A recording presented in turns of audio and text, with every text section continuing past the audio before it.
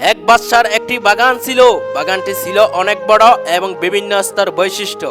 বাদশাহ একজন লোককে ডাকলেন, তার হাতে একটি ঝুড়ি দিয়ে বললেন, আমার এই বাগানে যাও এবং ঝুড়ি বোঝাই করে নানান রকম ফল মূল নিয়ে আসো।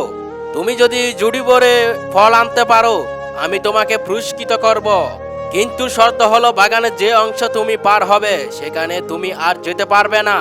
লোকটি মনে করলো এটা তো কোনো কঠিন কাজ নয়। সে এক দরজা দিয়ে বাগানে প্রবেশ করলো। দেখলো গাছে গাছে ফল পেকে আছে, নানান জাতের সুন্দর সুন্দর ফল। কিন্তু এগুলো তার পছন্দ হলো না। সে বাগানের সামনের অংশ গেল। এখানকার ফলগুলো তার কিছুটা পছন্দ হলো, কিন্তু সে ভাবলো আচ্ছা থাক, সামনে অংশ গিয়ে দেখি, সেখানে হয়তো আরো উন্নত ফল পাবো, সেখান থেকে ফল নিয়ে ঝুড়ি ভরব। সে সামনে এসে পরের অংশ এসে অনেক উন্নত মানের ফল পেল। এখানে এসে তার মনে হলো এখান থেকে কিছু ফল ছিঁড়ে নি।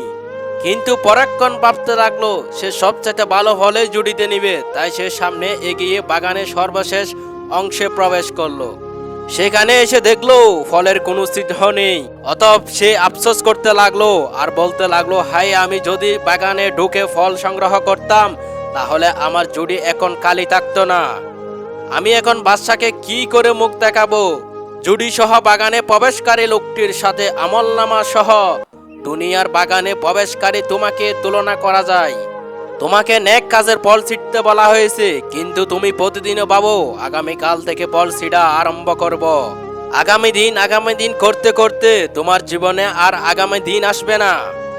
এভাবে তুমি শূন্য হাতে আল্লাহর সামনে হাজির হবে। এজন্য মুফতি তাকি উসমানী রহমতুল্লাহি আলাই বলেন, জীবনের সময়গুলো অতিবাহিত হচ্ছে, জীবন কেটে যাচ্ছে, জানা নেই বয়স বাকি কত। সুতরাং নেক কাজের বাসনা জাগত হওয়ার সাথে সাথে তা করে ফেলো। কে জানে কিছুক্ষণ পরে মনের এই আগ্রহ থাকবে কিনা, এটাও জানা নাই একটু পরে বেঁচে থাকবো কিনা। যদিও বেঁচে থাকি, হয়তো দুনিয়ার কোনো ব্যস্ততার সামনে এসে পড়বে। অতএব নেক কাজ যখনই করতে মন চাই তখনই করে নাও, জীবন থেকে ফায়দা লুটে নাও। তাই জীবন নামক আল্লাহর অনুগ্রহে দেওয়া বাগানে বিচরণকালে আমল নামার বিশেষ জুড়িতে তখনই সুযোগ পাওয়া যায়। তখনই নেকি নামক ফল দিয়ে প্রথম থেকে ভরা শুরু করে দাও। পরে সময় পাওয়া যাবে কিনা জানা নেই। আল্লাহ সুবহানাহু ওয়া তাআলা সবাইকে তৌফিক দিন।